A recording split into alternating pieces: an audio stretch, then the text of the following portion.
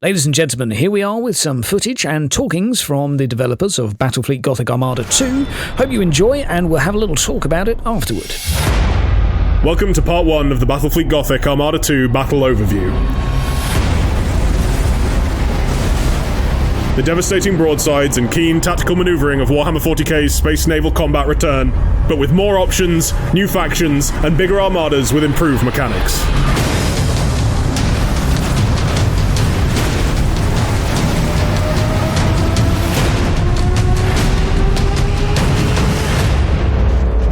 When a battle begins, you first deploy your fleet from one of the 12 playable factions. Engaging drive! Space is not empty, so take into account the layout of the battlefield. Capture points, minefields, drifting wreckage, gas clouds, and more will keep you on your toes. Enemy ships initially appear as radar blips, the tonnage and armament of each enemy vessel being a mystery. Every faction approaches stealth in a different way, with some capable of completely hiding their entire force through advanced technology or ancient secrets, while others use the environment to do so.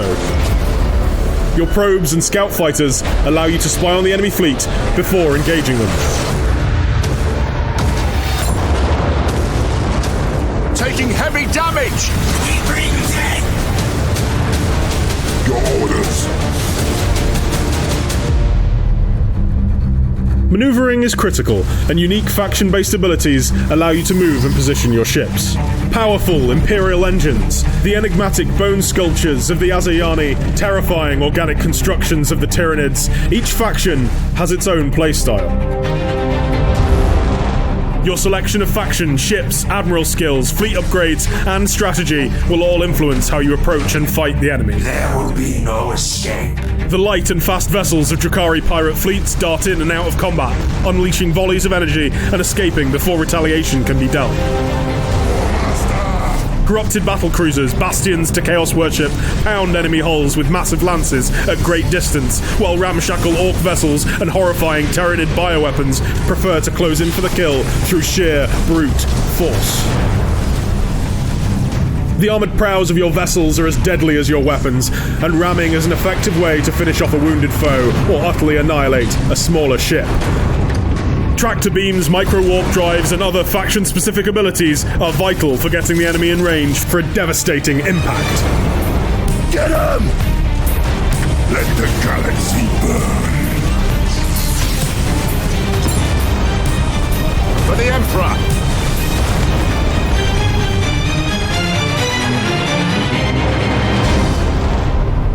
Stay tuned for part 2 of our battle overview, where we'll go into more detail on combat, destroying fleets, and winning in Battlefleet Gothic Armada 2.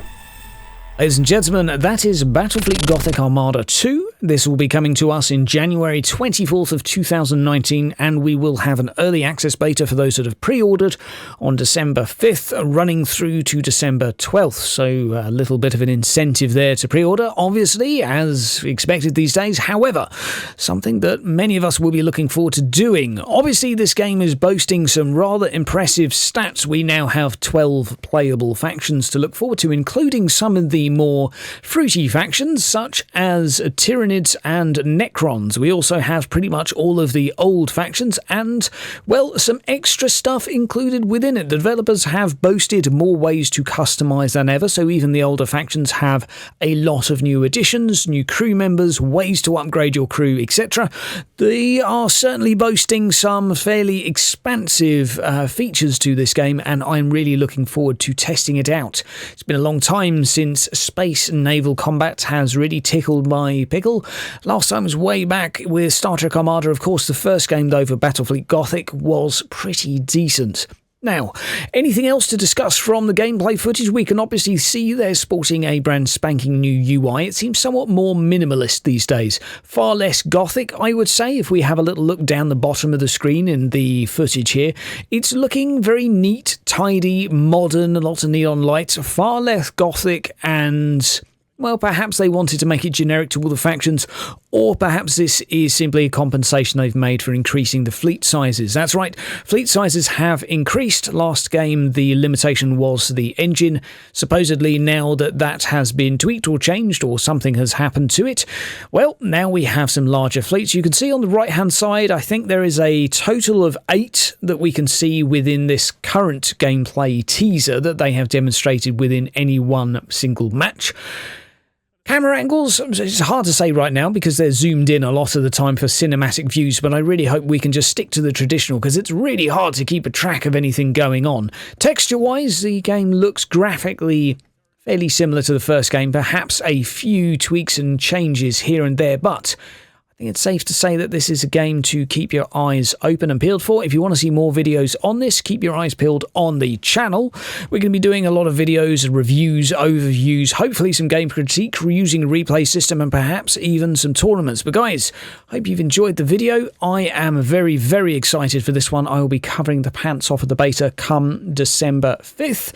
Hopefully you'll be there with me in the stream cheering me on while I try and take stuff down, as, let's face it, we're going to probably be the Tyranids because, oh, look at those teeth. Guys, have yourself a great day. I'll see you around. Stay tuned for part 2 of our battle overview, where we'll go into more detail on combat, destroying fleets, and winning in Battlefleet Gothic Armada 2.